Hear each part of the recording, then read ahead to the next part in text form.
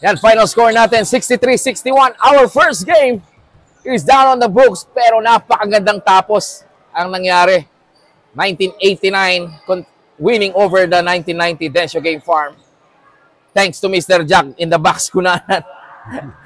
Napakagandang inbound play, unang-una. Congratulations, sir. Oh, thank you, thank you. 28 points, 14 rebounds, 7 assists. Kompletong-kompleto yung laro ni Mr. Kunanan ngayong araw. So magandang panimula to sa 3-peat champion natin. Pero balikan natin yung huling play, sir.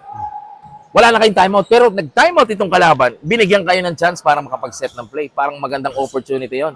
Wala na kayo sa momentum ng huling play. Yes. Pero dahil dun sa timeout na binigay nila, nakapag-set kayo ng magandang inbound pass. Anong masasabi mo sa... Yun ang mali ng kalaban.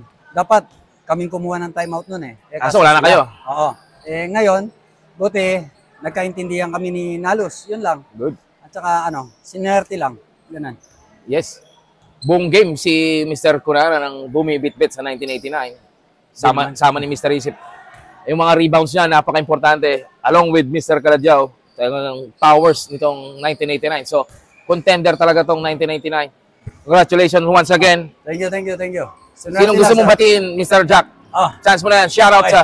Shout out sa mga timid darling. Mamaya, inuman. Yun. Masarap yan. Shout out Maraming din kwento yan. kay Mamaya. Gabriel Kapati at saka kay Renato Manluta. Okay. All right. That's Mr. Jack Kunanan, our best player of the game. Congratulations, sir. Thank you, thank you, thank you. We'll see you. Second game natin, 1983 versus the 1987 Giants Slayers. We'll see you.